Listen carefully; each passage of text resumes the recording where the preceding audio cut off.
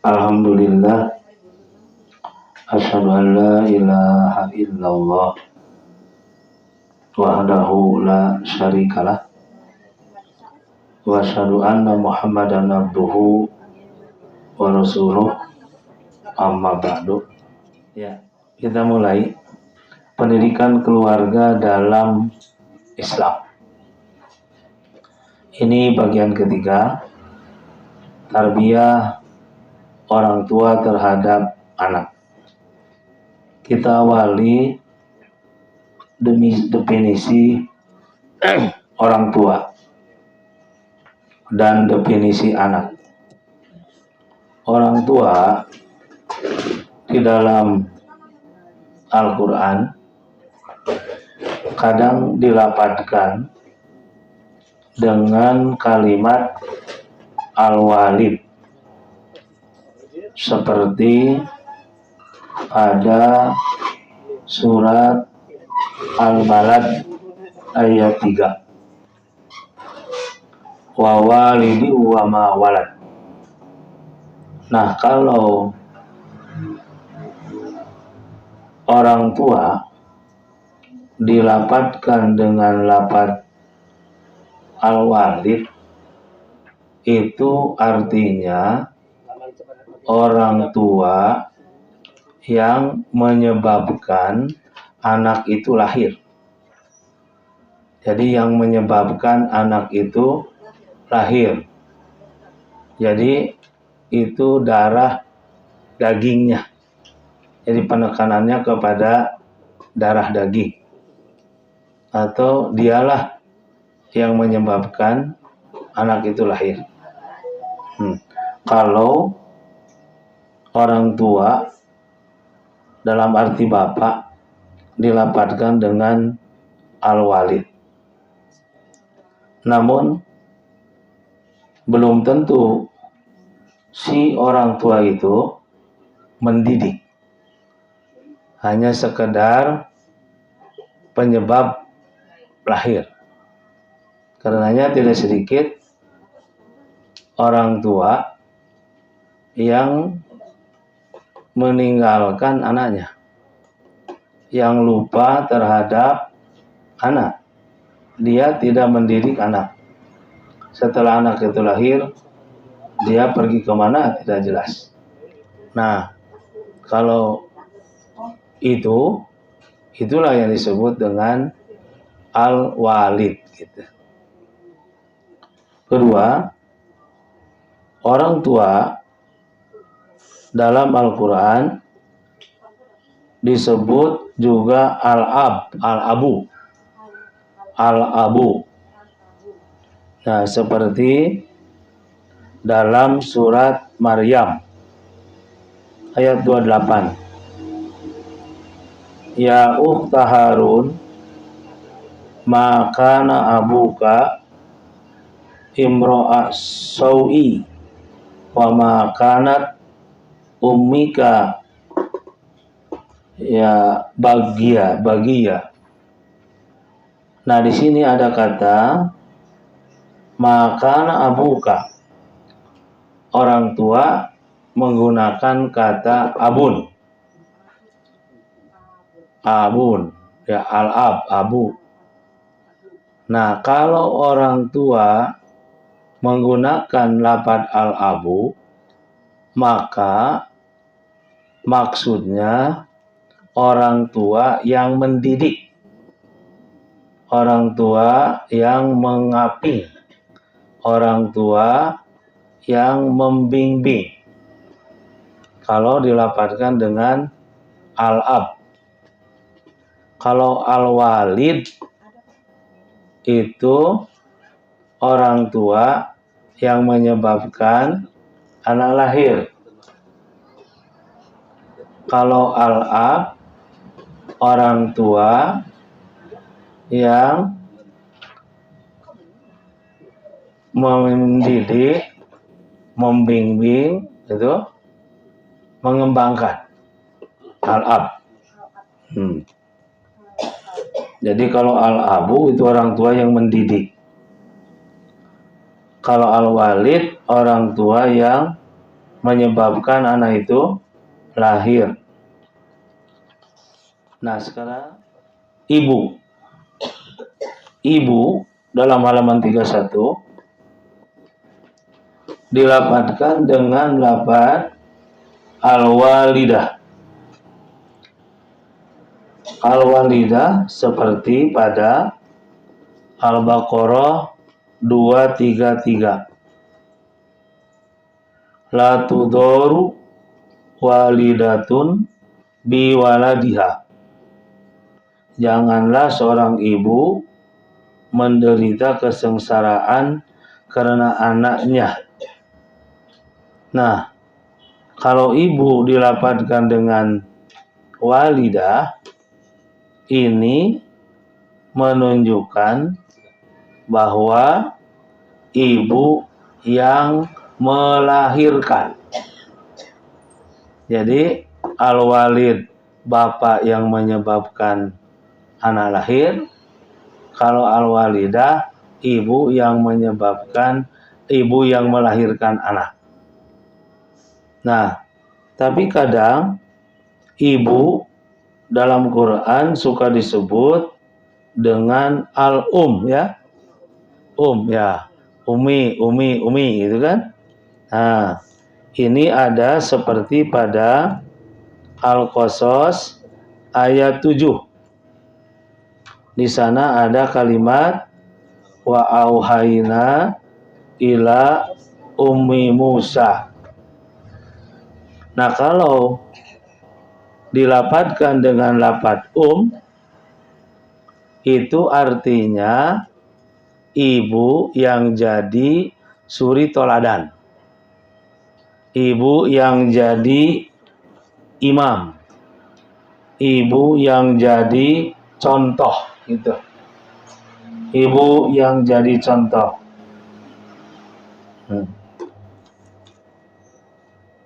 Jadi kalau walidah, ibu yang melahirkan. Kalau al-um, ibu yang jadi suri tauladan, ibu yang jadi contoh. Makanya kadang anak muda suka saling menyapa umi gitu ya. Nah, umi itu artinya mengandung arti bahwa dia itu seorang ibu yang jadi imam, yang jadi contoh. Ada juga ibu itu hanya sekedar melahirkan anak, tapi dia tidak menjadi contoh.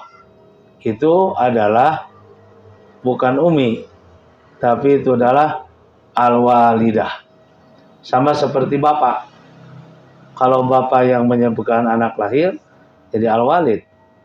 Tapi kalau bapak yang menjadi contoh dan bapak yang mendidik, itu suka disebut al-ab. Sekarang walad. Anak dalam Al-Quran kadang disebut dengan kalimat walad. Kalau walad adalah anak yang lahir. Seperti pada An-Nisa ayat 11. Anak juga dalam Quran suka disebut ibnun. Ibnun. Seperti pada Al-Baqarah 87. Kalau anak disebut ibnun, itu berarti anak yang tumbuh berkembang. Jadi anak yang tumbuh, terus badannya berkembang. Itu ibnun. Kalau walad, anak yang lahir. Kalau ibnun, anak yang berkembang. Seperti pada Al-Baqarah 87. Ada lagi anak dalam Al-Quran suka disebut gulam. Gulam. Ya gulam, wahai anak. Seperti pada Ali Imran ayat 40. Nah, gulam ini adalah anak muda yang tumbuh kumisnya gitu. Kalau gulam anak muda yang mulai kumisan. Kalau ibnon anak kecil yang mulai tumbuh. Kalau walad anak yang dilahirkan. Nah, dari sini jelaslah Al-Quran membedakan. Kalau penekanannya kepada lahir, itu walid bapak, walidah ibu, walad anak. Kalau penekanannya kepada pendidikan, maka al-um, ibu, bagi ibu. Lalu bagi bapak, kalau penekanannya kepada pendidikan, al-ab. Al-ab. Jadi abah penekanannya kepada pendidikan. Kalau anak itu penekanannya kepada anak yang lahir, walad. Kalau anak penekanannya kepada anak itu berkembang, ibnun. Kalau anak itu mulai dewasa, gulam. Nah gitu.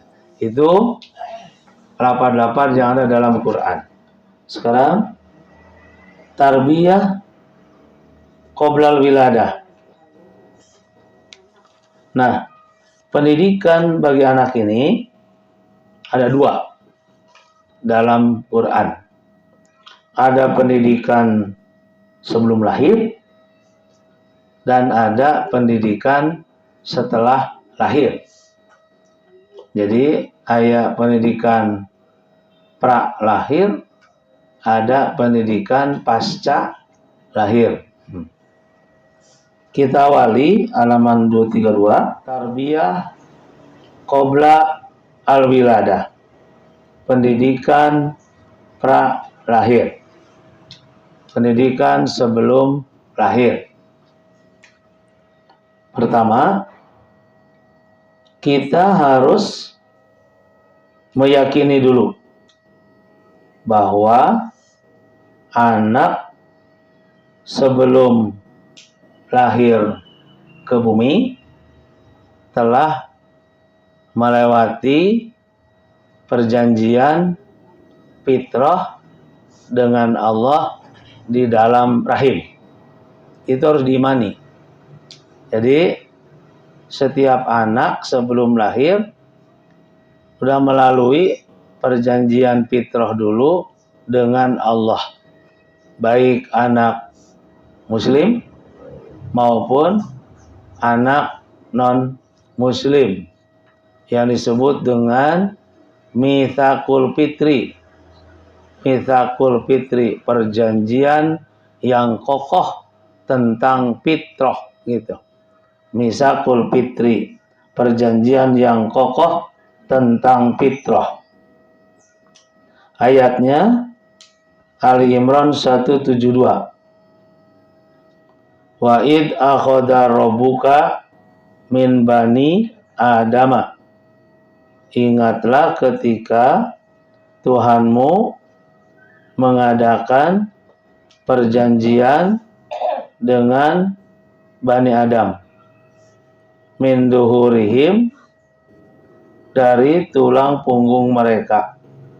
Duriyatahum, terhadap cucu atau keturunan mereka. Wa asyadahum ala anfusihim, dan aku melakukan perjanjian atas diri mereka. Lalu Allah bertanya, alastu birabbikum, bukankah aku ini Tuhanmu? Qalu, maka mereka, bayi itu menjawab di dalam rahimnya, bala syahidna, sungguh kami bersaksi bahwa engkau adalah Tuhan kami. Nah, ini semua baik bayi muslim maupun bayi non-muslim. Jawaban mereka bukan dengan lidah, tapi jawaban mereka dengan hal, keadaan. Sebab tidak mesti semua jawaban itu adalah dengan lidah. Misalnya ada orang mau pinjam uang, saya mau pinjam uang. Ada orang mengatakan saya tidak punya uang. Itu mah jawabannya dengan lidah. Tapi ada orang, saya mau pinjam uang. Dia tidak jawab, cuman diam saja. Maka diam itu menunjukkan bahwa dia tidak punya uang. Maka jawaban bayi itu bukan dengan lidah, tapi dengan keadaan. Di mana keadaannya menyatakan bahwa Tuhan itu, engkau itu adalah Allah Tuhan kami. Nah, setelah bayi melakukan perjanjian di dalam rahim, lalu bayi itu dilahirkan. Ketika bayi itu dilahirkan, Allah memberitahukan kepada orang yang ada di sekelilingnya. Terutama yang diberitahu itu adalah orang tuanya, di mana dinyatakan bahwa bayi ini lahir dalam keadaan fitrah. Maka fitrahnya jangan diganti gitu.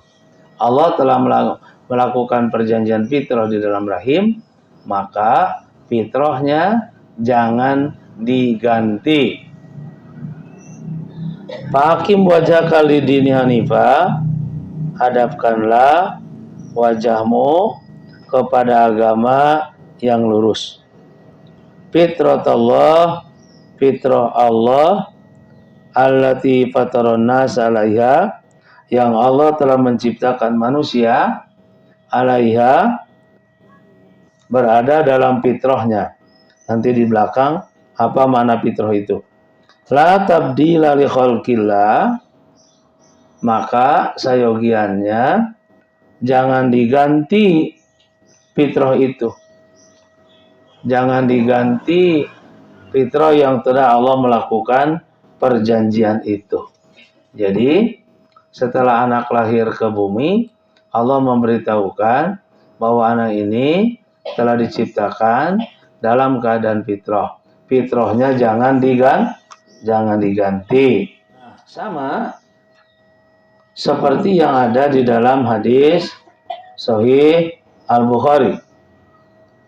Qala Nabi SAW, kullu mauludin, setiap anak, yuladu alal fitrah, dilahirkan dalam keadaan fitrah. Maka fa'abawahu, nah di sini abawa, ibu bapaknya, menggunakan kata abun, karena al-ab adalah anak yang mendidik. Anak ya itu bapak yang mendidik, bapak yang membimbing. Fa'abawahu, maka ibu bapaknya, yuhawidanihi, yang meyahudikan, au yunassiranihi, atau menasronikan, au yumajisanihi, atau memajusikan. Nah, kamatalil bahima, seperti binatang.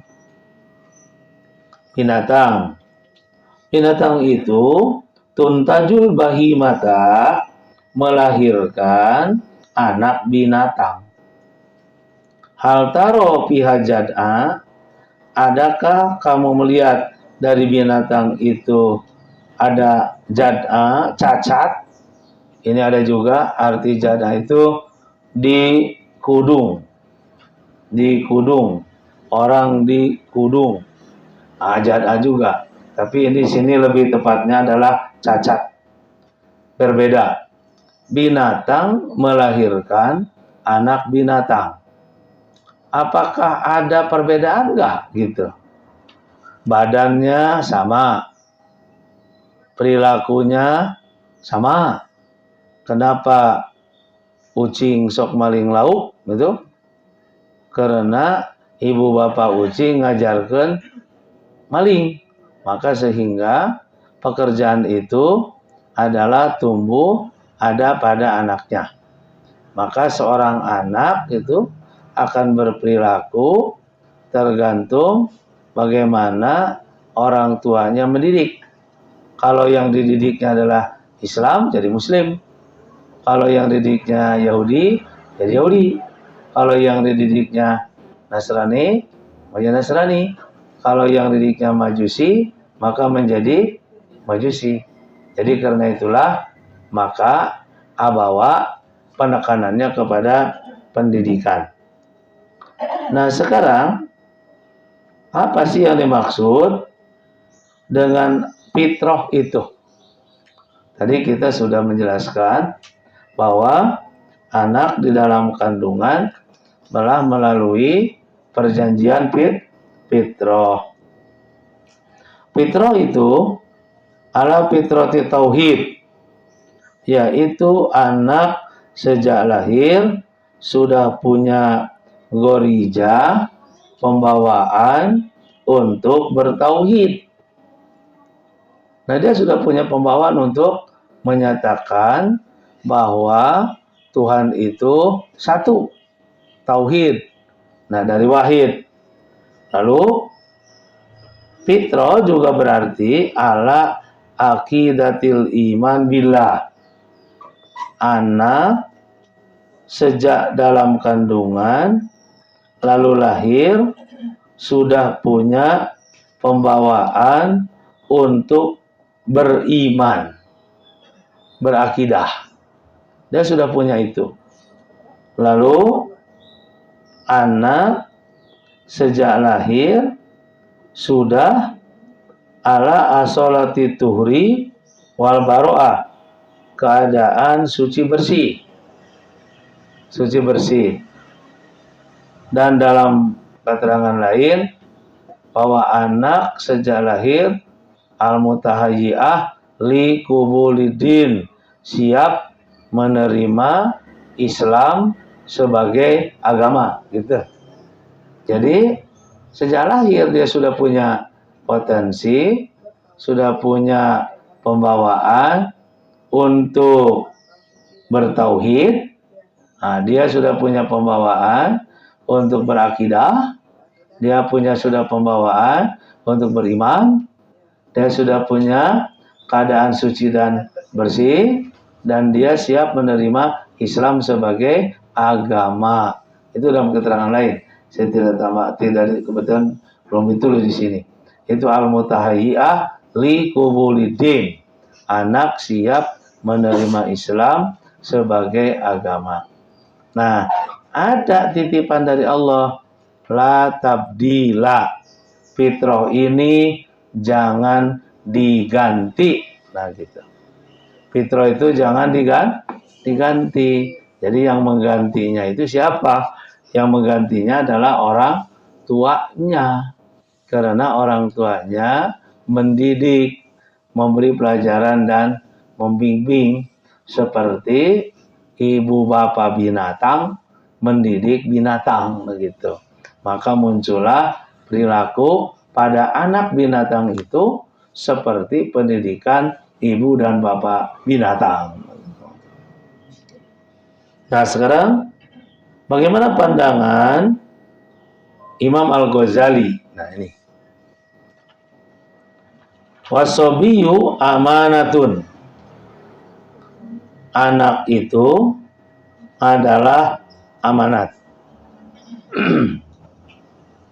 Amanat bagi siapa? Inda walidayhi, amanat bagi kedua orang tuanya dari Allah. Wa qalbuhu tahiru, hatinya yang bersih. Sebab si anak itu punya hati.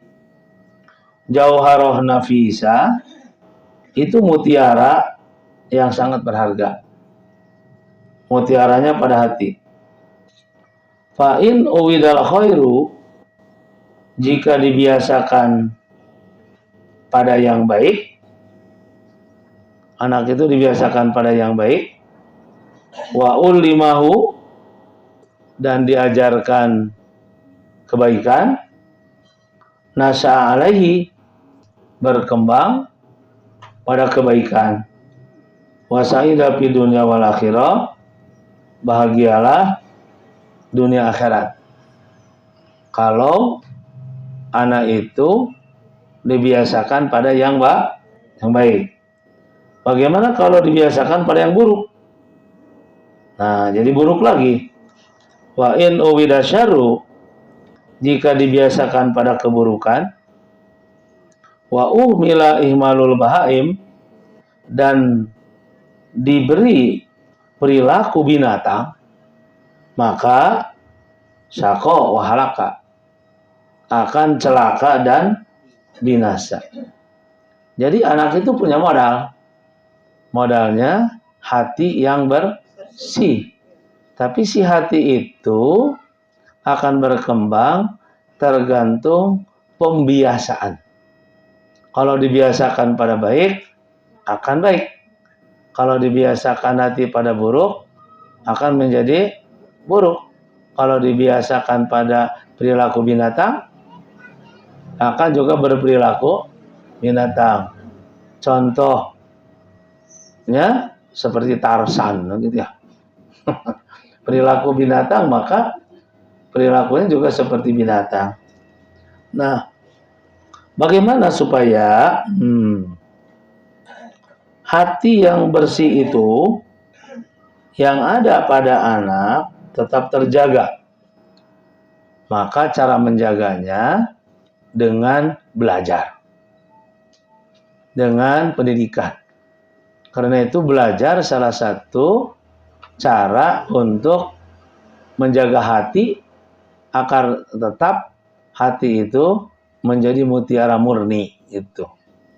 Karena itu wasiyanatuha, kata Imam Al-Ghazali, cara menjaganya agar mutiara tetap menjadi mutiara, bi ayyu'ad dabahu, dengan mendidiknya dengan ta'dib, wa yuhad dibahu, dan mendidiknya dengan tahdzib, wa yu'allimahu mahasinal akhlak, dan mendidiknya dengan taklim mahasinal akhlak, akhlak yang mulia. Jadi cara menjaga manusia agar tetap menjadi manusia itu lewat pendidikan. Menjaga hati agar tetap murni, bersih, tidak kotor lewat pendidikan. Pendidikannya ta'dib, tahdzib, dan taklim. Itu menurut Imam Al-Ghazali. Wasyanatuha bi ayyu'adzibahu wa yuhadzibahu wa yu'allimahu. Ta'dib, tahdzib, dan taklim. Ta'dib itu adalah pendidikan untuk anak sejak dini. Anak sejak dini, sejak lahir, terus menjadi kanak-kanak sebelum dia dewasa. Ini adalah pendidikan ta'dib. Ya, ta'dib. Boleh disebut pendidikan anak usia dini. Nah, PAUD itu. Nah, sejak PAUD itu kita harus sudah mendidik dengan akhlak yang mulia. Nah, setelah ta'dib wa yuhadzibahu, yaitu tahdzib. Kalau tahdzib, pendidikan untuk orang dewasa. pendidikan untuk orang dewasa, yaitu dengan cara membimbing, membersihkan, meluruskan, membenarkan. Sebab pada masa dewasa ini araqu afidah, hatinya masih belum istiqomah, hatinya masih goyang, hatinya masih labil, tergantung orang yang membawanya. Disinilah perlunya tahdzib, pendidikan bagi orang dewasa. Nah, yang ketiga, wa yu'allimahu, yaitu taklim, pendidikan bagi orang tua. Pendidikan bagi orang tua. Nah, karena itu MT ya. MT, Majelis Taklim, yang belajarnya kan orang tua-tua gitu. Tua itu di dalam Quran dibagi 3 orang tua itu. Nah, orang tua itu pertama kuhul. Nah, kuhul, kaf, ha, wau, lam. Kuhul artinya tua. Ini dari usia 40 50. Ini kuhul. Deket jeung bahasa Sunda keheul. Nah, mulai pi keheulun.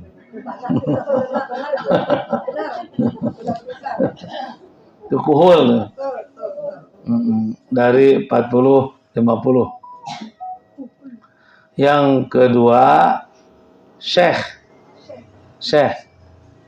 Nah, syekh ini orang lansia.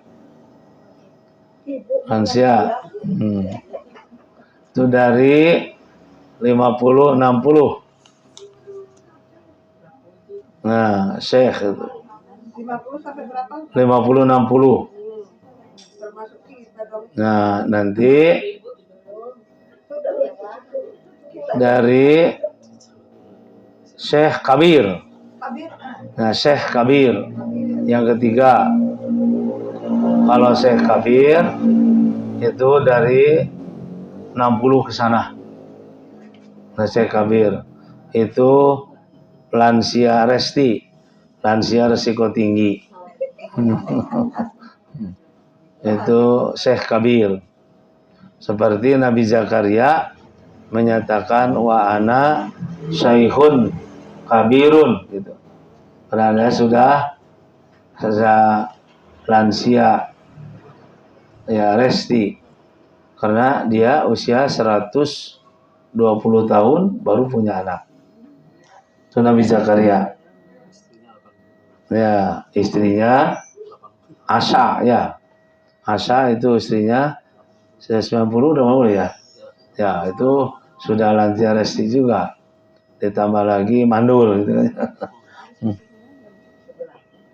Nah, jadi untuk menjaga hati akan tetap menjadi mutiara lewat pendidikan. Disinilah perlunya belajar tanpa berhenti gitu ya, sejak usia dini sampai dengan umur yang paling dini begitu. Yaitu dengan ta'dib, dengan tahdzib, dan dengan taklim. Nah, model pembelajarannya beda. Kalau ta'dib modelnya penanaman. Ditanam saja pelajaran itu. Tidak ada istilah apa itu diskusi. Sudah saja nyatakan Allah itu satu. Salat itu wajib. Saum itu wajib. Lalu diingat oleh anak-anak. Nah, gitulah ta'dib. Kalau tahdib di sana ada tukar pikiran. Karena itu ini tingkat mahasiswa. Ini adalah tahdib. Karena mereka sudah menerima paham-paham dari yang lain. Nah, kalau taklim sistemnya ialah ilqaul ilmi. Hanya sistemnya menyampaikan ilmu, menyiram ilmu. Sebab pada masa ini kan masa pelupa. Jadi harus banyak disiram. Kalau tidak disiram, tidak seger. Malah disiram-siram jadi paeh begitu. Nah, makanya taklim harus dengan i'lamul ilmi. Ya terus saja disiram, siram modelnya. Nah, jadi itu penyiraman. Makanya kalau talim itu harus sering penyiramannya dengan ilmu. Nah, jadi ketika anak kecil ditanam, ketika dewasa dipelihara, ya, ketika lansia disiram, gitu. Nah, setelah itu apa yang mesti kita lakukan dalam pendidikan sebelum lahir, sebelum anak lahir? Kalau tadi meyakini bahwa anak itu telah diciptakan dalam keadaan fitrah, gitu kan? Dan telah melalui perjanjian fitrah di dalam rahim, dan fitrah itu jangan diganti supaya tetap anak itu terbimbing dan jiwanya adalah terjaga. Harus dilakukan pendidikan.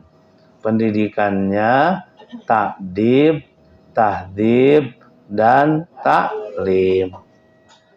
Nah, selanjutnya apa? Selanjutnya pendidikan di dalam rahim sebelum lahir itu adalah berdoa.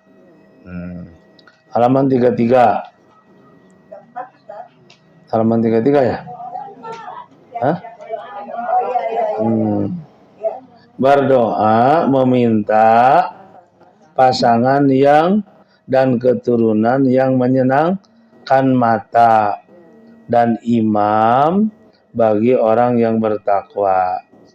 Ini salah satu ciri dari sifat ibadur rahman.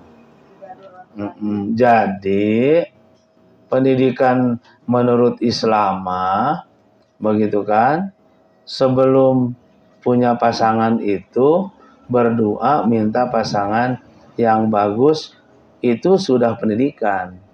Bukan pendidikan itu apalagi setelah anak lahir.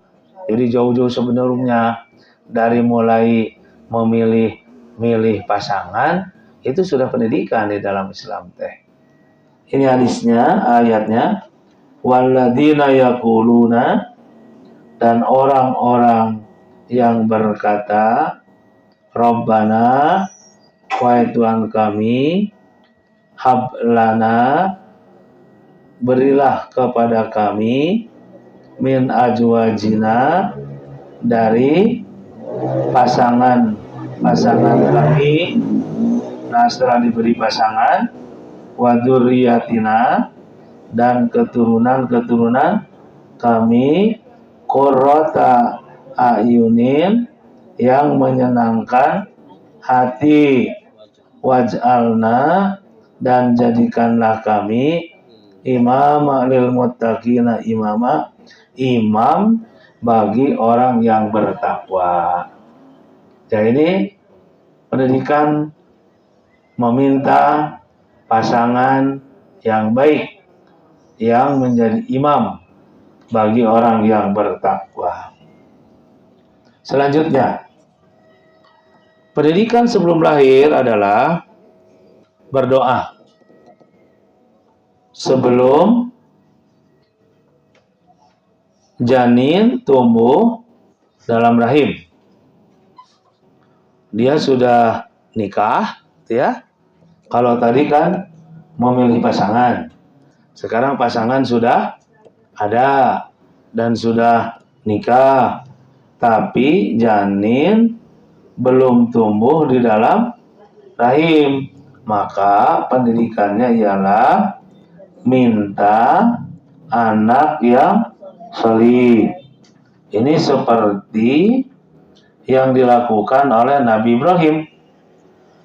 Nah, dalam usia 86 tahun baru lahir anak pertama Ismail alaihissalam. Dalam usia 99 tahun baru lahirlah Ishak. Nah, Nabi Ibrahim berdoa, Rabbi habli minas solihin. Tuhanku, berilah kepadaku minas solihin, di antara anak yang solih. Dia berdoa sebelum anak lahir. Tapi kalau berkeluarga mah sudah. Tapi Sarah termasuk juga Hajar belum mengandung. Tapi dia sudah minta. Ini tarbiyah juga, pendidikan juga. Nah, ini ayatnya tertuang dalam tafsir Ibnu Katsir. Inni dzahibun ila Rabbi. Saya akan pergi pada Tuhanku, yaitu pergi dari Irak ke Palestina. Karena Ibrahim ini kan orang Irak aslinya. Saya dini, Allah akan memberikan hidayah kepadaku. Lalu dia berdoa, Robbi habli minas solihin. Tuhanku, berilah kepadaku di antara anak yang solih, yaitu auladan muti'ina, anak-anak yang taat, iwadon min kaumihi, sebagai pengganti dari kaumnya, wa asyiratihi, dan keluarganya, alladzina farikuhum, yang meninggalkan mereka. Maka Allah memberitahukan kepada Nabi Ibrahim, fabasarnahu bigulamin halim. Kami menggembirakan Ibrahim dengan anak yang halim, lembut, penuh kesabaran. Wahadal gulam, anak ini, yakni maksud ialah huwa Ismail alaihi salam.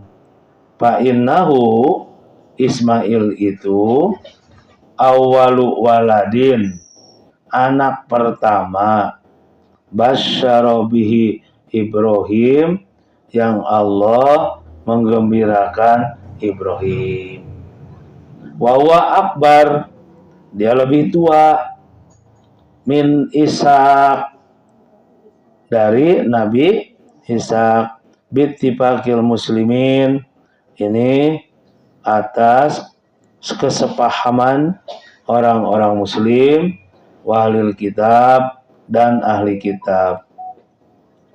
Bal fil nasi kitabihim, bahkan di dalam kitab mereka itu, anna Ismail, sesungguhnya Ismail itu wulida, lahir, wali Ibrahim, sedangkan Ibrahim ketika Ismail lahir itu sitan wasamanuna sanatan, usianya 86 tahun.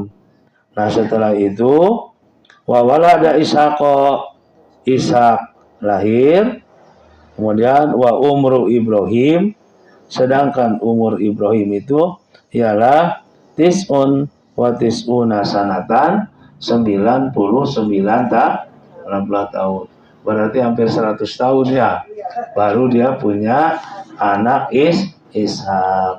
Halaman 34. Demikian pula yang dilakukan oleh Nabi Zakaria alaihi salam.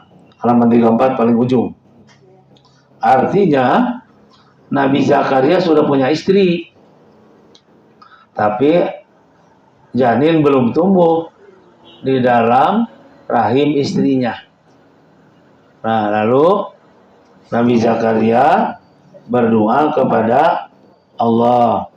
Qala, Rabbi, Tuhanku, ini sesungguhnya aku, wahanal admu, lemah tulang, minni, dari aku, wastala roksu, syaiba, dan kepala sudah penuh dengan uban. Walam akun bidu'aika Rabbi syakiya, dan belum pernah doa kepadamu ditolak. Wa inni khiftu, kata Nabi Zakaria, aku takut al-mawaliya, keturunan, min waroi, belakangku, ada enggak penerusnya. Wa kanat imraati akiron, sedangkan istriku adalah mandul. Fahabli min ladunka waliyah, berilah keturunan bagiku darimu. Ya, yarisuni, yang akan menjadi pewaris bagiku, wa yarisu min ali Yaqub, dan menjadi pewaris dari keluarga Nabi Yakub. Waj'alhu Rabbi radiyah, jadikanlah dia adalah ridho dari Tuhanku. Nabi Zakaria berdoa di saat istrinya belum ngandung. Nah, istri Nabi Zakaria itu namanya Isha binti Fakut. Ini istri Nabi Zakaria. Selain mandul, sudah usia tua, 98 tahun. Suaminya Zakaria usia lanjut, kibar, 120 tahun. Belum punya penerus perjuangan. Allah memberinya keturunan Nabi Yahya alaihi salam. Gitu. Maka pendidikan Islam terhadap anak sebelum lahir, ketika bayi belum tumbuh di dalam rahim, adalah berdoa. Ketiga, setelah janin tumbuh dalam rahim, apa pendidikan yang mesti kita lakukan? Berdoa, memohon diberi keturunan yang soleh. Ini kalau sudah bayi guys ada di dalam rahim. Ini ayatnya. Walladzi khalaqakum min nafsin wahidah. Dia Allah yang menciptakan kalian berasal dari satu, yaitu Adam. Wa ja'ala minha zaujaha. Allah menjadikan pasangannya, liyaskuna ilaiha, supaya sakinah. Falamma taghasyaha, ketika menggaulinya, hamalat hamlan khafifah, maka dia hamil muda. Pamarrot bihi, lalu berlangsunglah hamil muda itu. Falamma athqalat, ketika hamil tua, da'awallaha rabbahuma, keduanya suami dan istri berdoa kepada Allah, la in ataina solihah, jika engkau ya Allah memberikan kepada kami orang solih, lanakunanna minasyakirin, pasti kami akan menjadi di antara orang yang bersyukur. Ini artinya ketika bayi sudah ada di dalam rahim, pendidikan yang mesti kita lakukan ialah berdoa meminta keturunan yang baik, keturunan solih, keturunan yang bersyukur. Nah, ini seperti yang dilakukan oleh istri Imran bin Mastan. Siapa istri Imran bin Mastan itu? Hannah binti Fakud. Jadi tadi kalau istri Zakaria itu kan Isya binti Fakud. Sekarang istri Imran juga bernama Hannah binti Fakud. Jadi Hannah dengan istri Nabi Zakaria itu adik kakak, adik lancet. Adiknya nikah ke Imran, kakaknya nikah ke Nabi Zakaria gitu. Jadi adik lancet. Nah, bagaimana istri Imran ketika anak berada dalam kandungan? Itu qalat imratu Imrana, ingatlah ketika istri Imran berdoa, Robbi Tuhanku, inni nadartu laka, aku bernadar kepadamu, ma fi batni muharrara, apa yang ada dalam perutku, muharraran, bebas merdeka. Fataqabbal minni, terimalah dariku, innaka antas samiul alim, engkau adalah maha mendengar. Jadi pendidikannya ialah ketika bayi berada di dalam kandungan, maka kita harus berdoa. Kita boleh bernadar seperti nadarnya istri Imran. Berdoanya ialah meminta untuk memiliki keturunan sebagai penerus perjuangan. Sebagai penerus perjuangan agama. Nah, setelah ada di dalam kandungan, maka pendidikan yang selanjutnya ialah pendidikan setelah lahir, menyerahkan anak itu kepada Allah. Kita berlindung kepada Allah agar anak itu dijaga dari godaan setan. Namun nomor 4 di sini yang ada pada halaman 36. Nah, yang diminta oleh istri Imran, anak yang lahir itu anak laki-laki. Karena pada saat itu yang bisa beribadah di masjid hanya anak laki-laki. Baitul Maqdis. Anak perempuan tidak boleh masuk masjid dan apalagi beribadah di masjid. Makanya dia meminta anak laki-laki. Tapi ketika lahir malah diberinya anak perempuan, yaitu Maryam. Lahirlah dari Hana itu Maryam. Makanya sedikit tahassur. Dia mengungkapkan kata-kata penyesalan. Nah, tahassur. Kenapa pesan lalaki dikirim? Ya, salah Gojek ya. Ya, pesan laki-laki gitu kan, malah dikirimnya perempuan. Maka dia mengungkapkan kata penyesalan. Falamma wada'atha, ketika dia melahirkannya, qalat, dia berkata, Rabbi ini Tuhanku, wada'tu unsa, aku telah melahirkan anak wanita. Wallahu a'lamu bima wada'at, maka Allah menjawab, Allah lebih mengetahui terhadap apa yang lahir. Maka dia katakan, walaysa dzakaru kal unsa, tidak sama laki-laki dengan wanita.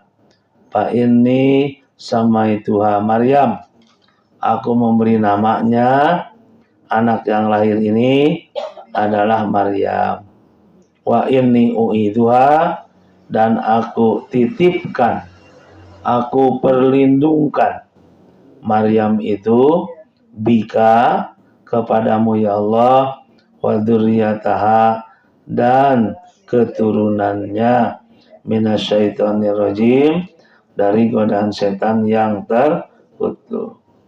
Maka yang lahir anak wanita itu diberi nama Maryam. Maryam itu artinya al-abidah khodimatur rabbi. Al-abidah ahli ibadah. Khodimatur rabbi, yang berkhidmat kepada Rabb, kepada Allah.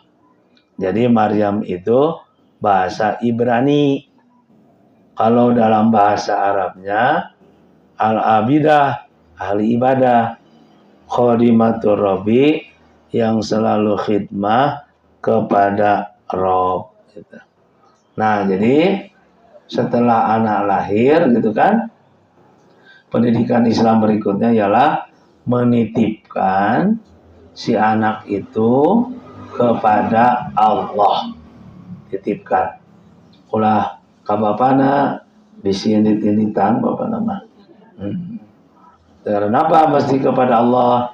Karena begitu anak lahir, setan-setan sekelilingnya sudah siap menyesatkan anak itu. Termasuk setan yang berkeliling itu anak setana. Terus buku indung bapak setan nama di bangsa jin. Tapi anak-anaknya setannya pun sudah siap untuk menyesatkan manusia.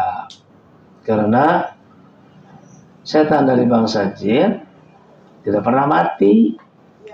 Sejak dulu sampai sekarang, gitu kan?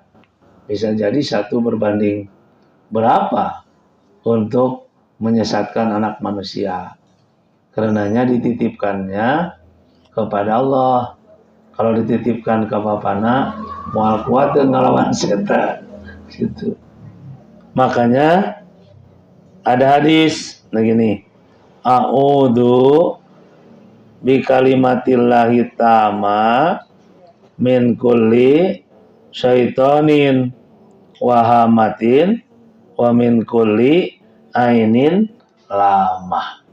Kalau anak itu lahir, a'udzu, aku titipkan, bi kalimatillahi tama, kepada kalimat Allah yang sempurna, min kulli syaitonin, dari setiap godaan setan, wahamatin, dan keinginan, wa min kulli ainin lamah, dan setiap mata yang jahat.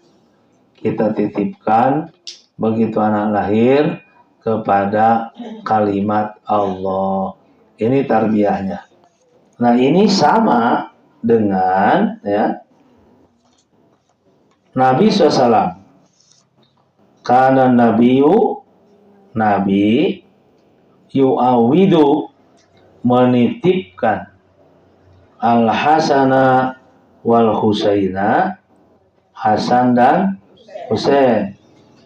Wa yaqulu, lalu Nabi berkata, inna abakuma, bapak kalian berdua, kana yu'awidu biha, dia menitipkan Ismail wa Ishak yaitu Ismail dan Ishak. Siapa yang menitipkan Ismail dan Ishak kepada Allah? Nabi Ibrahim. Jadi ketika Ismail lahir, ketika Ishak lahir, maka Nabi Ibrahim menitipkan kedua anaknya itu pada Allah. Ketika Hasan lahir, ketika juga adalah Husain lahir, maka Nabi pun menitipkan kepada Allah seperti Nabi Ibrahim menitipkan Ishak dan Ismail. Kalimatnya apa? Ya ini. A'udzu bikalimatillahi tamah min kulli syaitonin wahamatin wa min kulli ainin lamah. Ini adalah pendidikan anak seketika anak lahir gitu. Nanti selanjutnya ialah pendidikan anak setelah pasca lahir. Ya, cuman ibu-ibu suka salah paham bahwa doa ini a'udzu bikalimatillahi tamah min kulli syaitonin wahamatin wa min kulli ainin lamah. Kata ibu-ibu mah doa menengok yang melahirkan, bukan doa menengok yang melahirkan. Ini adalah doa yang melahirkan. Jadi nu kudu ngadoana teh anu ngalahirkeun, lain nu nengokna. Ari nu nengokna ngadua, ari nu ngalahirkeun anak henteu dah gitu. Nah, dan apakah boleh bagi orang lain untuk mendoakan ini? Boleh, kan kudu urang heula. Seperti Rasulullah kakek mendoakan incuna, atau neneknya gitu, mendoakan cucunya dengan doa ini boleh, atau bapaknya seperti Nabi Ibrahim mendoakan siapa Ismail dan Ishak. Nah, itu harus berdoa. Siapa yang mendoakan aslinya seperti Hannah tadi, Maryam di sini ini pada halaman berapa? 36 ya. Nah, pada Maryam pada 36 itu Hannah langsung mendoakan putrinya yang bernama Maryam yang melahirkannya dengan kalimat inni u'iduha bika wa dzurriyyataha minasyaitonir rajim. Jadi yang melahirkannya yang berdoa itu. Adapun ini jeung kakekna eta mah doa kebaikan mereka terhadap cucunya. Boleh ya Ustaz? Boleh. Kalau nggak salah kita tidak mengatakan doa ini, tapi Allahumma ini u'iduha bika wa dzurriyyataha minasyaitonir rajim. Ya boleh. Ya Ustaz ya. Ya itu pakai Allahumma ini kan boleh, ditambah dengan kalimat Allahumma ya Allah ini aku a'udzu, yang intinya kalimat ini adalah muncul dan doa ini sejak zaman Nabi Ibrahim alaihissalam. Itu sudah lama doa ini, kolot karena doanya jeung umur urang mah. Nah, ini doanya Nabi Ibrahim pada Ishak dan Ismail. Juga doanya Nabi Muhammad pada cucunya, yaitu Hasan dan Husain.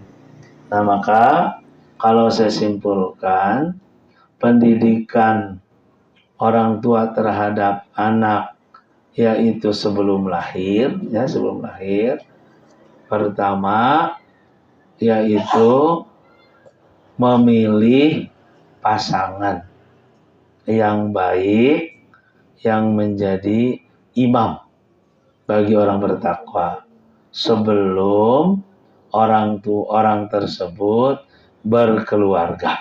Tuh.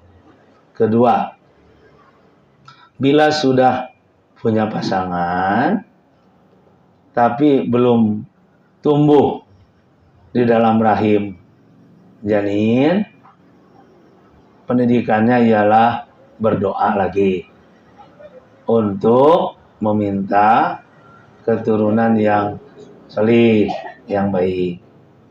3. Jika janin sudah tumbuh di dalam rahim, maka pendidikannya berdoa lagi untuk diberi keturunan yang salih, yang pandai bersyukur.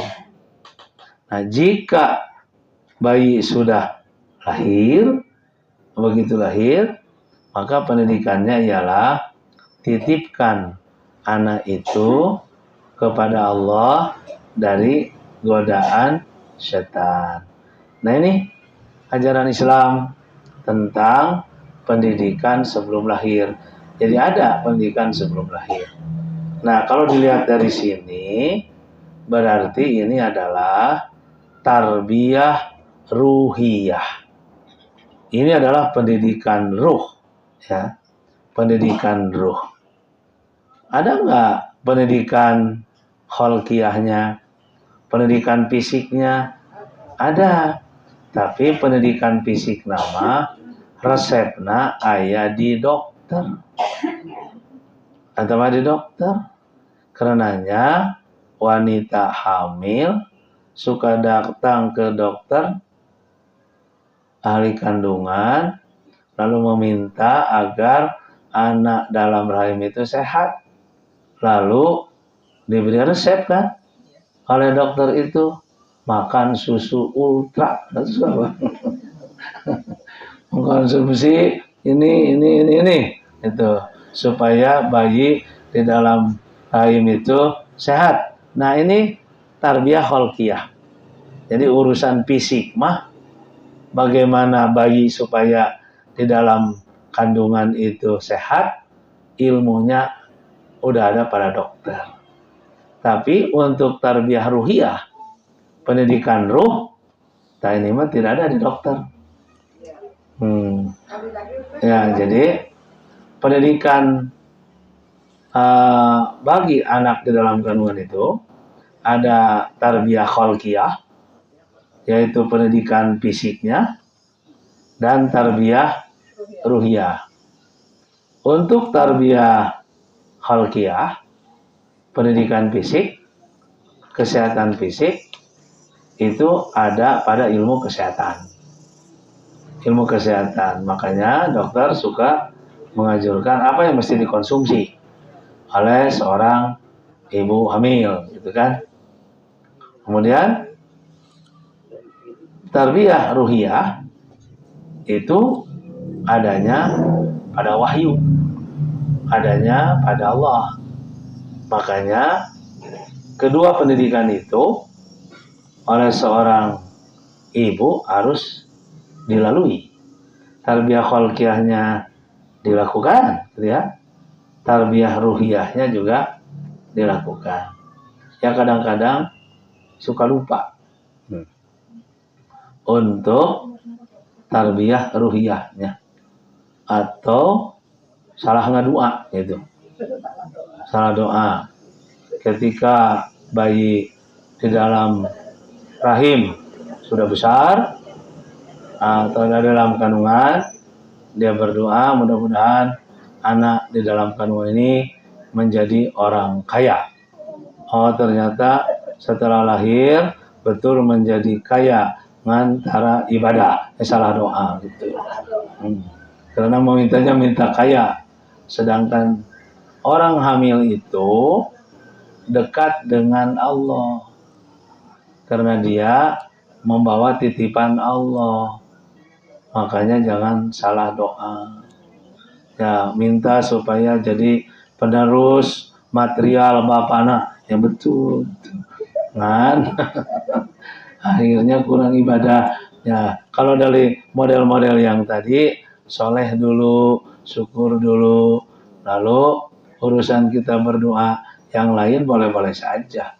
Tapi jangan sampai salah ngadoa ketika seorang ibu mengandung anaknya gitu. Nah, jadi ada tarbiyah kholqiyah, ada tarbiyah ruhiyah. Dua-duanya harus dilewati, harus ditempuh. Kan tadi tarbiyah ruhiyahnya ada 4 poin ya, Pak. Ya, Dari mulai memiliki pasangan, mau pasangan, agar kita bisa mempunyai imam yang bagus. ya, kedua memiliki pasangan, bila telah memiliki pasangan, ada janin, maka berdoa. Ya. Yang ketiga, bila janin itu sudah tumbuh, maka pendidikannya agar diberi anak yang soleh, kita banyak bersyukur, kemudian banyak bila sudah lahir, maka kepada Allah. Nah itu, jadi ada 4 itu tarbiyah ruhiyahnya. Maka, ya silahkan Bu. Sekalipun bukan untuk kita, tapi untuk anak kita ya. Nah, kalau usia kita mungkin sudah lewat,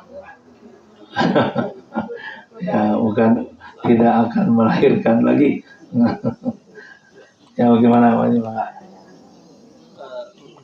Mengenai tadi untuk perjanjian yang kokoh, fitrah bagi dari itu apakah yang disebut dengan yang 4 bulan itu setelah dimasukkan dulu? Kalau sebelumnya itu belum ada perjanjian. Oh iya. Setelah 4 bulan atau pada tepat ketika roh itu ditiupkan. Ya. Kalau kita lihat hadisnya yang ditulis oleh Ibnu Katsir di dalam kitabnya, bahwa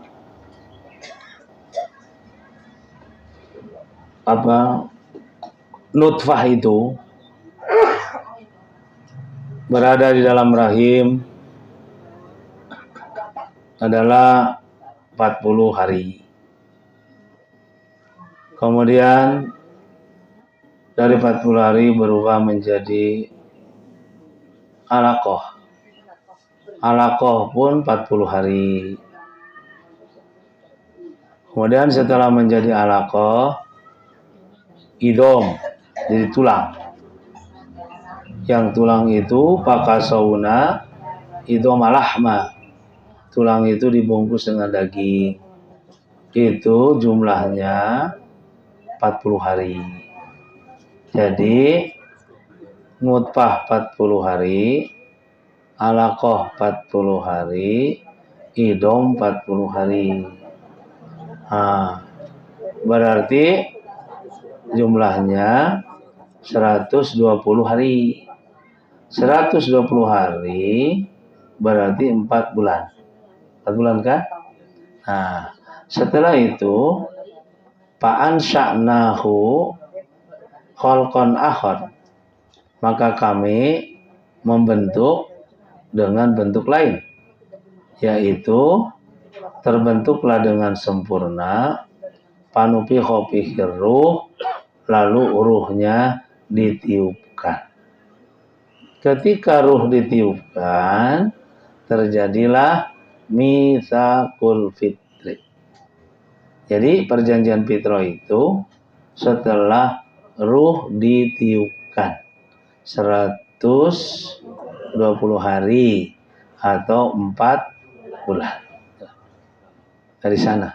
Sebab di dalam Al-Qur'annya ada mudghah mukhallaqah dan mudghah ghair mukhallaqah. Kalau mudghah mukhallaqah itu adalah segumpal daging yang dibentuk di dalam rahim. Jadi proses penciptaan manusia itu oleh Allah ada yang dibentuk di dalam rahim yang disebut mudghah mukhallaqah. Pembentukan ini sampai sempurna. Artinya anggota badan seluruhnya komplit, ayak, sempurna. Itu mukhallaqah. Tapi ada lagi pembentukan dari Allah kepada manusia itu ghair mukhalaqah. Kalau ghair mukhalaqah mah pembentukan manusia setelah manusia lahir. Jadi setelah manusia lahir pun masih tetap dibentuk oleh Allah. Sampai kapan pembentukan manusia? Sampai manusia mati.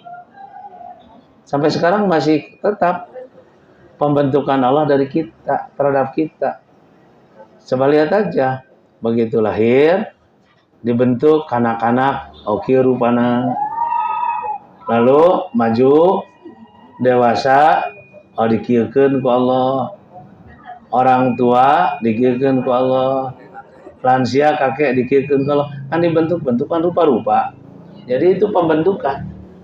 Makanya ketika di dalam rahim tidak jelas si anak itu seperti siapa. Apa seperti bapaknya atau seperti ibunya? Belum jelas. Nah, begitu lahir baru jelas kelihatan. Ada yang seperti ibunya, seperti bapaknya, ayahnya udah seperti tetangga. Nah. Iya. Jadi gitu. Jadi pembentukan udah. Makanya beda dengan membuat boneka. Ini pembentukannya sampai kita tua, Sampai mati. Sampai mati itu perubahan itu. Iya. Allah yang Iya, perubahan itu Allah. Karena itu udah dalam Al-Qur'an dijelaskan kan oleh Allah. Jadi Allahul ladzi khalaqakum min dhafin. Ya, setelah lahir itu Allah menciptakan kita lemah. Nah, ini pembentukan. Sumajala min ba'di dhafin kuatan. Allah menjadikan setelah lemah itu kuat. Ini pembentukan berikutnya. Setelah itu sumajala min ba'di kuatin dhafan wa syaibatan. Kemudian Allah membentuk lagi setelah kuat itu menjadi lemah beruban. Nah, dibentuk terus sampai kalau sudah lemah beruban ini adalah lemah maskanah. Lemah maskanah itu lemah yang terus diam dalam keadaan lemah, tidak akan berubah menjadi kuat. Itu namanya lemah maskanah. Ya, karena ya maskanah. Jadi lemah dalam keadaan tetap diam seperti itu, tidak akan berubah menjadi kuat. Kalau lemah pertama itu lemah yang akan berubah menjadi kuat. Kalau lemah yang kedua ini diam. Nah, karena itu ada doa. Maskanah itu diam. Maskanah sampai akhir. Ada doa begini, Bu. Allahumma ahyini miskinan wa amutni miskinan wa surni ma'al masakin pijam rotil masakin. Ya Allah, hidupkanlah aku miskinan dan matikanlah aku miskin, dan satukanlah aku di akhirat nanti beserta orang miskin. Miskin di sini jangan diartikan sangsara, tapi harus diartikan miskin itu sakinah, tentram. Hidupkanlah aku dalam keadaan tentram, dan matikanlah aku dalam keadaan tentram. Satukanlah aku nanti di akhirat bersama-sama dengan orang yang tentram. Nah, makanya perubahan-perubahan itu adalah sampai mati. Jadi kalau di dalam rahim hanya disempurnakan seluruh organ yang dibutuhkan oleh manusia sempurna. Ini namanya adalah mudghah mukhalaqah. Mudghah segumpal daging yang dibentuk. nanti setelah lahir ada mudghah ghair mukhallaqah, segumpal daging yang dibentuk kemudian. Kalau kita bikin boneka anak-anak timimiti gue 100 tahun gitu tapi anak-anak boneka teh.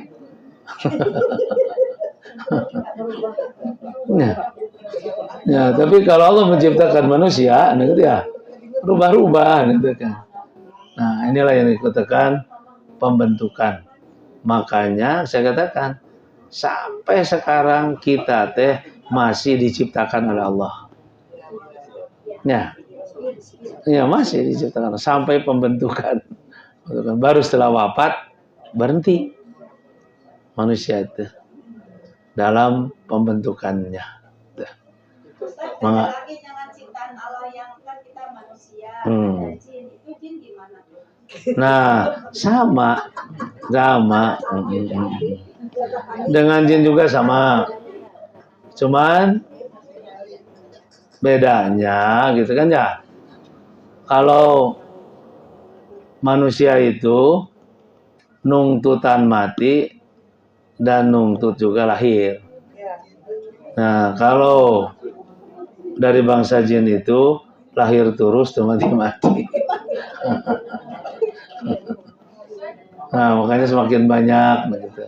Kalau sawi itu nama kitab atau pengarangnya? Nama orang.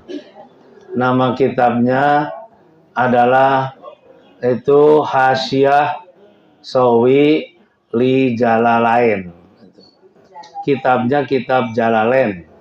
Orang suka menyebutnya tafsir Jalalain. Nah, tafsir Jalalain ini singkat gitu tafsirannya. Singkat gitu uraian. Lalu oleh Sawi dihasiahkan. Dihasiahkan itu diurai sampai jelas gitu. Dijabarkan sehingga isinya jelas.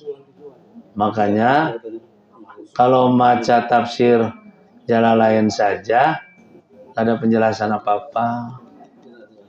Tapi kalau hasyiahnya, nah ini yang komplit. Banyak sekali kelebihan Hasyiah Sawi ini. Makanya ada yang bertanya pada saya, kenapa ini di piade? Sering cenesok banyak ngambil sumber dari Sawi. Yang saya tahu banyak sesuatu yang tidak ada pada kitab lain, ada pada dia tuh. Sok aneh-aneh dia mah tuh. Dalam arti penjelasannya beda dengan yang lain. Nu teh di batur teh di mana nama ayah gitu. Saya dulu berpikir gini. Qabil dan Habil gitu ya. Qabil dan Habil. Dua anak Adam yang berkurban itu. Lalu adalah Qabil membunuh Habil. Lalu saya berpikir Qabil itu tuluina ka mana teh? Sesudah membunuh Habil teh. Kemana dia tuh ya? Cari-cari di kitab teh hese, coba. Kamu di sini ada. Oh, si kelebihan teh ini di sini. Ternyata dia menjelaskan bahwa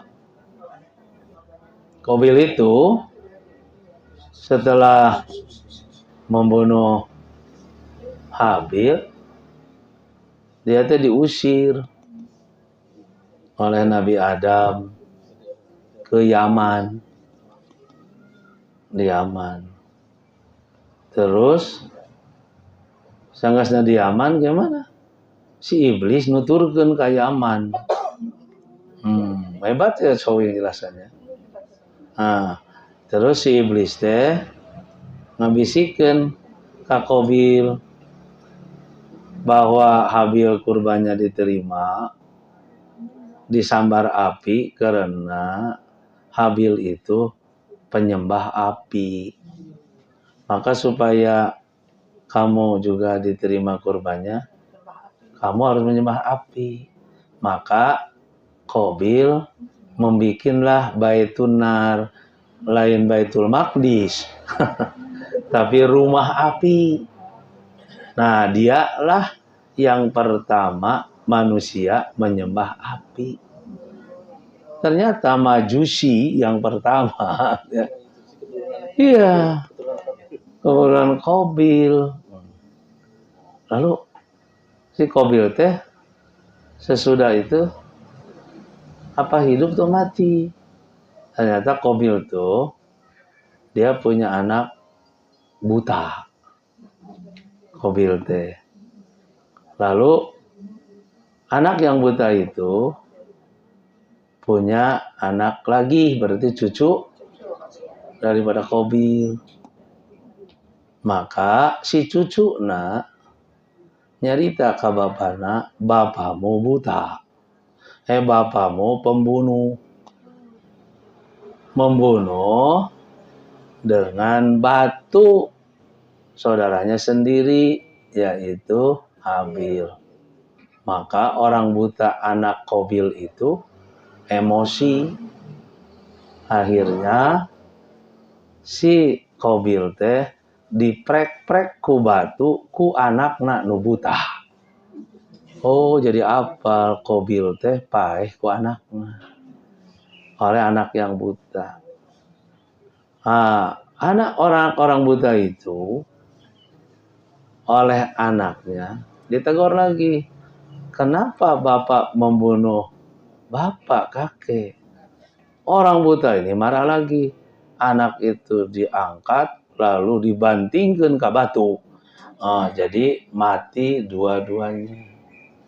Maka dari keturunan yang buta inilah orang yang tidak baik pada zaman Nabi Nuh alaihissalam. Nuh dikirim ku cai gitu. Nah, tamatlah cerita Qabil dan Habil gitu. Ini adanya pada Sawi. Yang lain nggak ada ya? Di tafsir Marogi nggak ada tuh. Hebatnya nih. Kenapa ya kok bisa pinter? Pinter loh, memang pinter ya. Tapi kenapa gitu ya? Kadang kehebatnya nih. Saya dulu menemukan dari Sawi juga yang ini. Kenapa itu? Kalau orang menikahkan suka didoakan seperti Nabi Sulaiman, seperti itu kan Nabi Yusuf dan Zulaiha. Itu kan? Kan suka ada lebih gitu ya. Iya. Ya, supaya menjadi rumah tangga yang sakinah, ya seperti Muhammad dan Khadijah, Yusuf dan Zulaiha. Orang bertanya, apa Zulaiha teh anu ngagoda Yusuf? Nah, iya, dia sudah punya suami. Iya, dia udah punya suami. Kepala apa itu panglimanya ya di zaman waktu itu, kepala tentaranya, istri daripada kepala tentaranya. Ya, lalu menggoda Nabi Yusuf sampai bajunya sobek, tapi lebih sok nyebutkan seperti Yusuf dan Zulaiha. Tegarti. Ya. Ketika saya membaca tentang sarahnya Nabi Yusuf, ternyata mulai dari dimasukkan penjara, dikejar oleh Zulaiha gitu kan, sampai memilih penjara. Setelah memilih penjara lalu menjadi takwil mimpi. Setelah menjadi takwil mimpi, lalu dia diangkat menjadi kepala bulog di Mesir, ya. Dia kepala makanan. Setelah makanan, matilah, wafatlah panglima itu. Nah, si panglima itu wafat. Setelah panglima itu wafat, maka Nabi Sulaiman dinikahkan dengan Julaiha. Oh, Nabi Yusuf dinikahkan dengan Julaiha. Nah, setelah Nabi Yusuf dinikahkan dengan Julaiha, menjadi rumah tangga yang sakinah. Lalu, kenapa Yusuf itu menikah dengan Julaiha?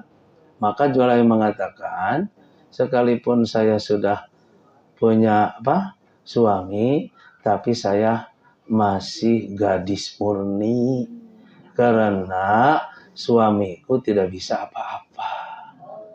Maka itu, nah, kalau tidak bisa apa, jadi aku belum disentuh, kata Zulaiha itu.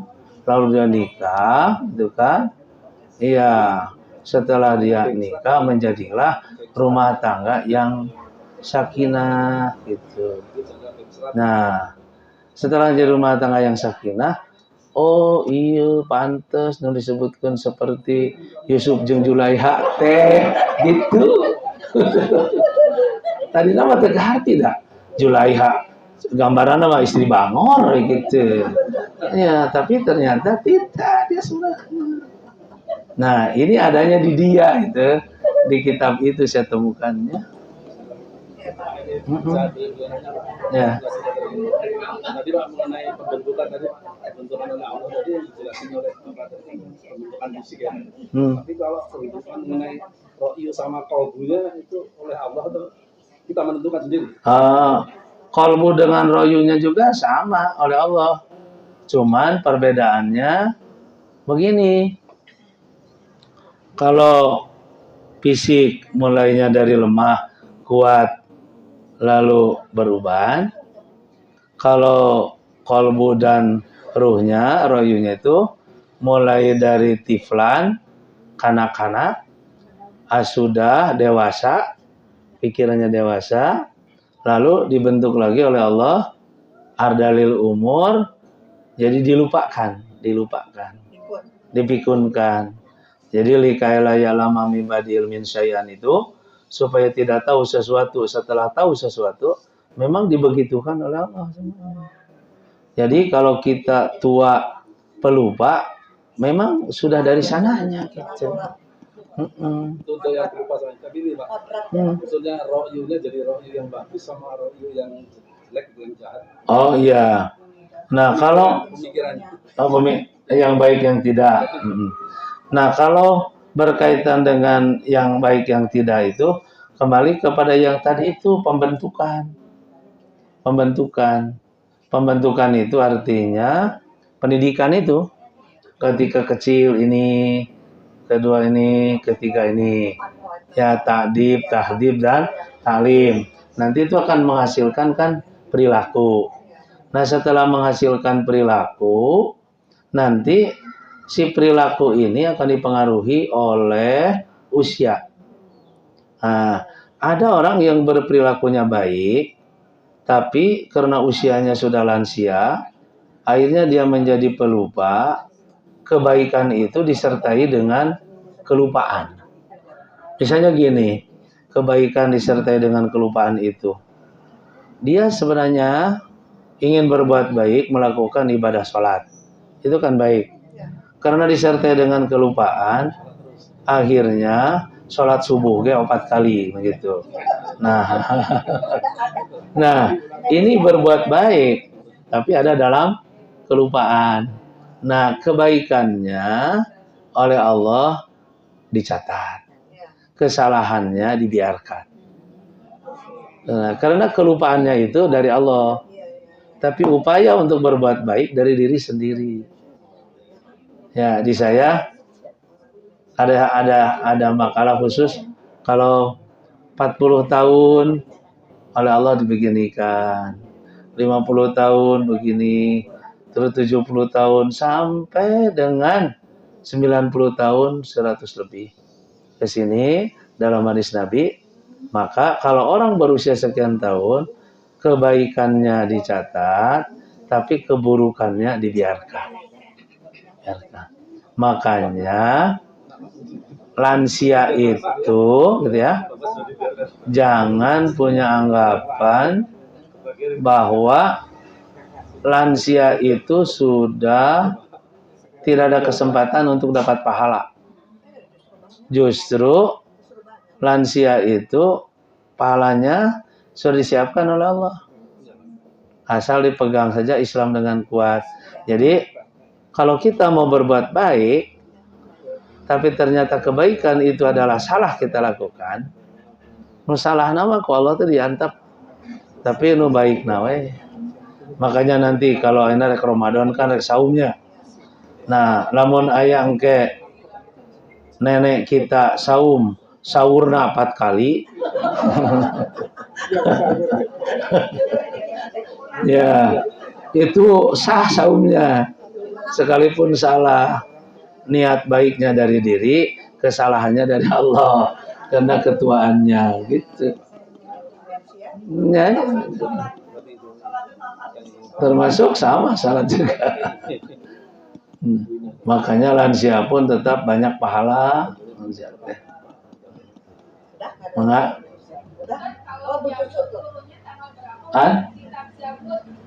Oh, itu ada pada tafsir Dur al-Mansur dalam riwayat Ahmad, di mana bulan Ramadan itu bulan turunnya kitab samawi seluruhnya. Semua yang kita imani turunnya pada bulan Ramadan. Suhuf Ibrahim itu fi awali lailatin, malam pertama. Kalau kitab Taurat tanggal 6. Kalau kitab Injil tanggal 13. Kitab Zabur tanggal 18.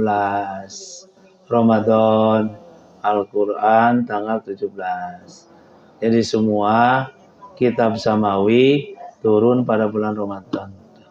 Makanya bulan Ramadan disebut Syahrun Azim, bulan agung. Ya. Nah,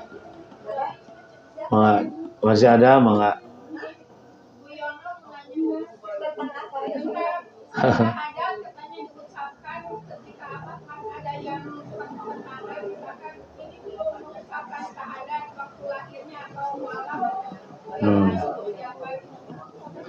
Oh ya, sebenarnya syahadat itu kan adalah pengakuan diri terhadap kesaksian akan Allah itu satu, Muhammad itu adalah Rasulullah. Nah, kesaksian diri itu bisa dengan langsung otomatis, seperti kita adalah keturunan dari orang Muslim. Itu orang tua Muslim, kita Muslim, otomatis syahadatnya adalah persaksiannya sudah jelas. Tapi bagi orang yang tadinya non Muslim, ya berarti harus ada kesaksian, kejelasannya. Makanya ada istilah adalah mereka diislamkan. Jangan mengucapkan syahadat supaya diyakini oleh orang. Sama dulu pun ada, yaitu Dimad ya. Dimad itu seorang dukun yang datang akan mengobati Nabi karena Nabi dipandang orang gila. Nah, lalu setelah Dimad ini datang pada Nabi, Nabi membaca innal hamdalillah nahmaduhu wa nasta'inuhu wa nastaghfiruh sampai tamat mayyadillah awal muhtadi. Maka akhirnya Dimad ini masuk Islam. Ketika dia masuk Islam, maka dia baiat kepada Nabi. Bayatu alal Islam. Lalu dia berbaiat kepada Nabi, masuk Islam dengan mengucapkan syahadat. Lalu kata Nabi, Wa ila qaumika, bagaimana dengan kaummu? Lalu kata di mad, wa ala qaumi, kaumku pun tetap yaitu berbaiat kepadamu masuk Islam. Nah, baiat di mad ini adalah dilafadkan di hadapan Nabi gitu. Jadi karena itu kesyahadat itu, kesaksian bisa dilafadkan, bisa tidak. Nah, adapun dilafadkan untuk orang lain menyaksikan bahwa aku ini adalah masuk Islam gitu. Nah, enggak Bu, masih ayat kene. Nah, anak itu dan kakeknya, gimana kita nih selalu doa berkopi yang diminus solihin, yang kita boleh kan kita pada anak-anak kita udah pada oh iya, boleh Bu, boleh. Robi habli minas solihin, artinya kita sudah punya keturunan gitu kan, keturunan yang sudah ada agar dijadikan sebagai anak-anak yang solih, itu boleh. Hanya kalau melihat asal mulanya bahwa roban habli minas solihin itu doanya Nabi Ibrahim ketika istrinya belum tumbuh janin di dalam rahim. Asal mulanya begitu. Iya, nggak apa-apa, boleh saja.